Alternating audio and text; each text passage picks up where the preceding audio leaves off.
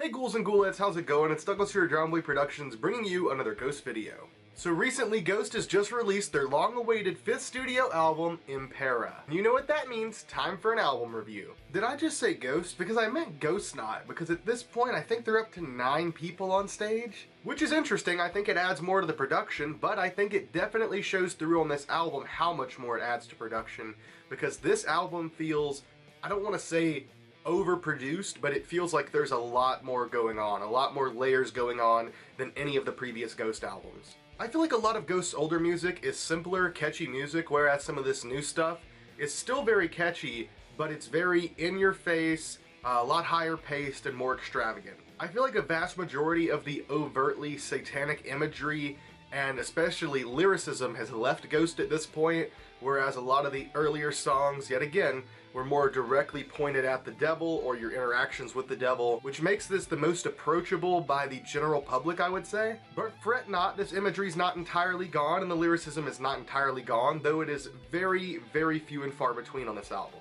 And of course, with the album being named Impera, that points to imperialism, and of course the entire album is pretty much about the rise and subsequent fall of all empires. So now that we've talked about things lyrically, let's talk about this album musically, or instrumentally I guess specifically.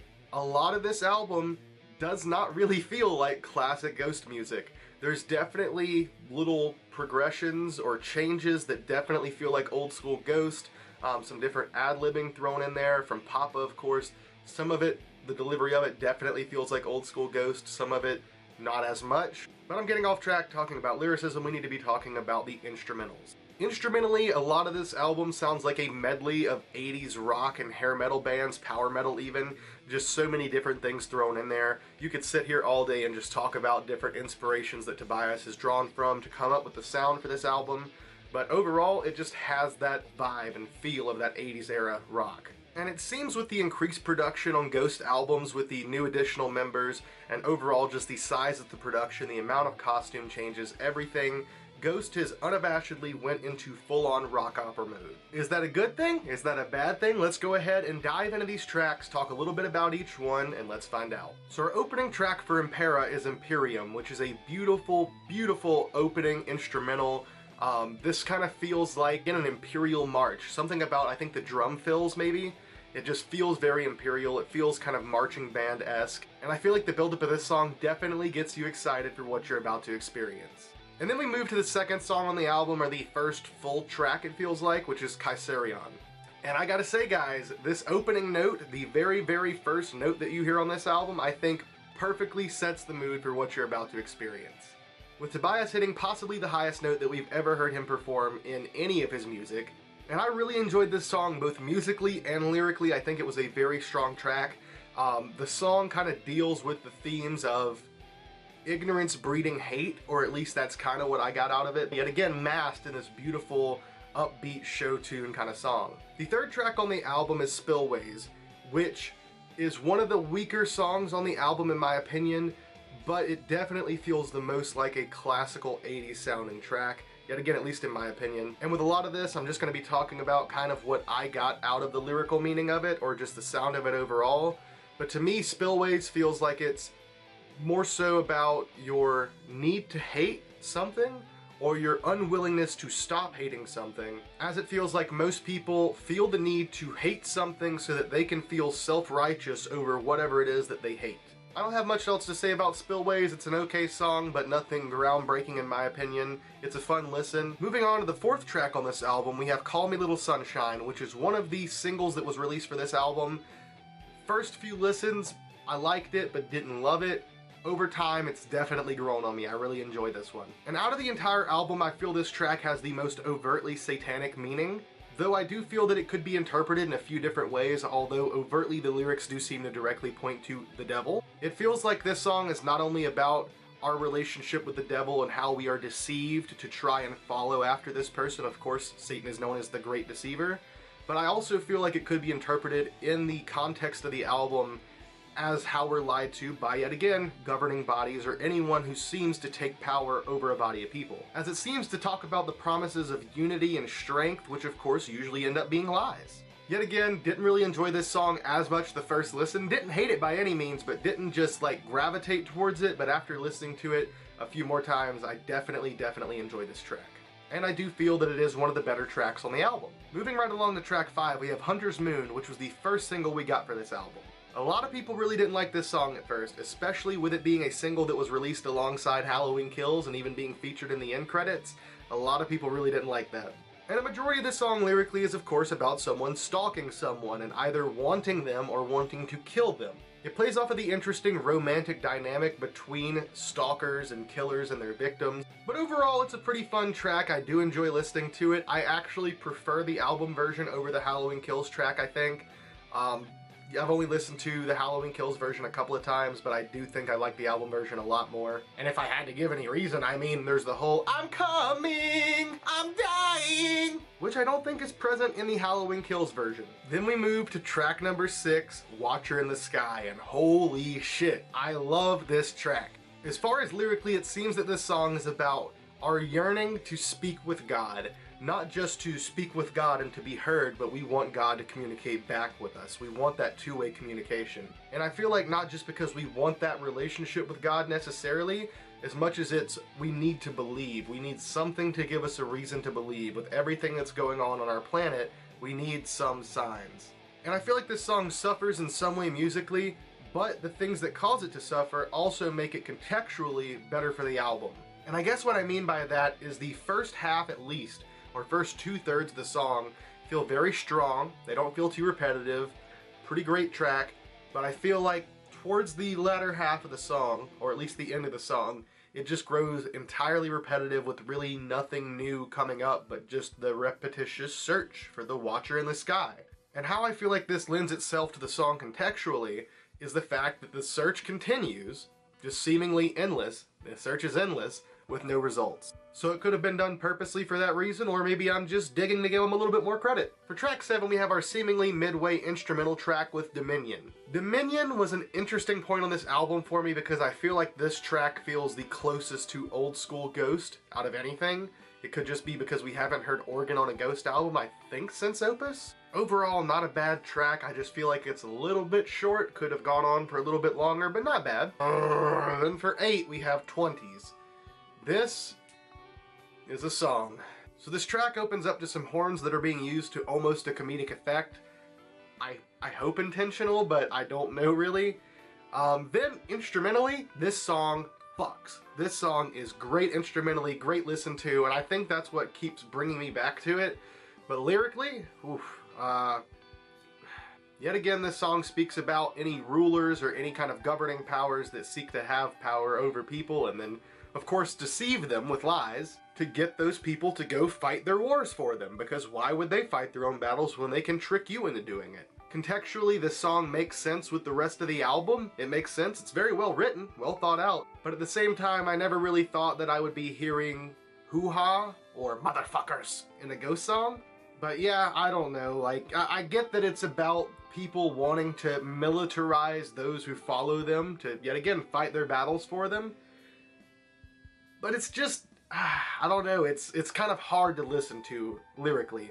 And it may be just because we've been dealing with so much of this in modern day politics and we've been hearing it so much for so long that I'm kind of tired of hearing it. But at the same time, it is what it is. Makes sense within the album, makes sense within real life, it's just not a really fun song to listen to. Then for track 9, we have Darkness at the Heart of My Love, and holy shit. This song had the same effect on me that Witch Image had, where I was listening to it the first time and I was like, what the fuck? Like, this doesn't really sound anything like any of Ghost's other music. But I love it. I really, really love it. Of course, Witch Image has become one of my favorite Ghost songs. Darkness at the Heart of My Love, I couldn't initially just place it as one of my favorites. It'll probably take some time to work its way up on the list. But it's a really, really good song. I really enjoyed this one. Even though, yet again, it feels the least like a Ghost song. Well, I wouldn't say the least. Spillways probably still feels the least like a Ghost song. But it doesn't really feel like a Ghost song in most ways. But yet again, I can't fight against it. I really enjoyed the track. Now, as far as lyrically, it seems that this is, yet again, kind of about fake promises and deception It seems like this is being written from the perspective of someone who's like, I can help you, I have the way, I know the way. Just follow me and have faith in me and you'll be rewarded. Yet again, this could be taken from many different perspectives. It feels like it could be from that of false religious leaders, evangelists even to some degree, or cult leaders even. I guess a lot of those are kind of close to the same thing. But overall, just a great track. The end of it definitely does feel a bit more Ghost-esque with the subtle whispering of Papa. But moving right along to track number 10, we have Griftwood. And I don't know necessarily what it is about this song, maybe it's the instrumentals, but this song definitely feels like the most old school Ghost, probably, other than Dominion, out of any of these to me. Which, yet again, I know comparing all this to old school Ghost is kind of pointless, because if there's anything that this band has shown us, it's that they're going to change pretty much every album. There was a lot of change from Opus to Infest, then from Infest to Meliora, from Meliora to Prequel, from Prequel to here. All of these albums, if you listen to them side by side, definitely sound different. I will say a lot of the earlier albums definitely sound more cohesively like the same band, trying to do different sounds, than it being different bands doing different sounds. But still, it's enjoyable. And this is another song that yet again can be taken from many different perspectives. More directly, it could be about the devil yet again selling you these deceiving promises of power as well as a lack of suffering as long as you stand beside him and do these things, which yet again could also be said about many political leaders or religious leaders. And I feel like this album does a good job of writing things in such a way that it's left up to interpretation. Is it about religious leaders? Is it about world leaders? Is it about, you know, the devil himself or even God?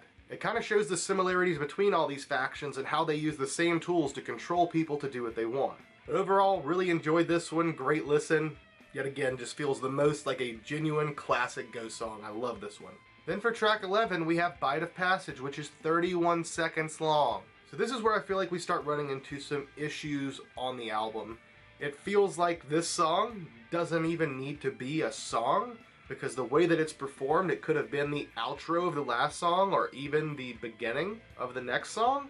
So I don't know if this song was named just to fill another spot on the album, you know, to put another track on the album, or really what its purpose is. It's, I guess just because lack of much of anything, that it's possibly my least favorite Ghost song. And our final track for the album, wrapping everything up, is Respite on the Spitalfield. I really like this song, but it left me feeling a little dissatisfied with this being the closer for the album, as most of Ghost's closer songs for their albums are really, really damn good. It's still really good, but like I said, I just wanted a little bit more out of it. Now, as far as lyrical meaning, apparently this song has something to do with Jack the Ripper and of course the Spitalfields, and I could see where the lyrics can somehow apply to him coming, murdering all these people, and then disappearing into the night.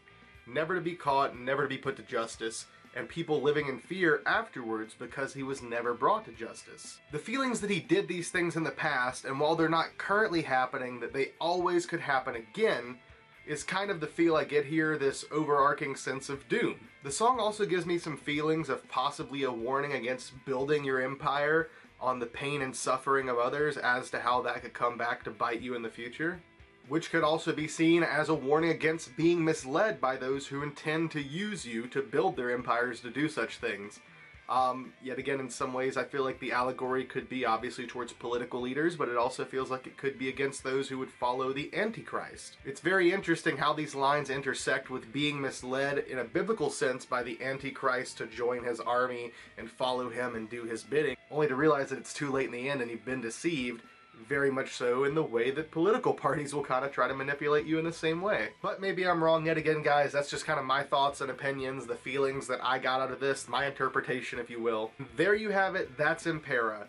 Overall, there's a few things, like I said, lyrically about this album I really didn't enjoy, but musically, I found this to be a very strong album. I genuinely enjoyed it, but then again, I kind of grew up listening to a lot of 80s hair metal, power metal, that kind of music, so I'm kind of partial towards it. I'm also a huge fan of Tobias Forge's music, even outside of his project with Ghost, so you could say that I'm Tobiased? But if I had to give this a numerical rating, I guess I would give it a 0, because 0 sax solos. You think you can just kill Papa Nil and move on like no one cares? No, fuck you, fuck this, I'm out of here.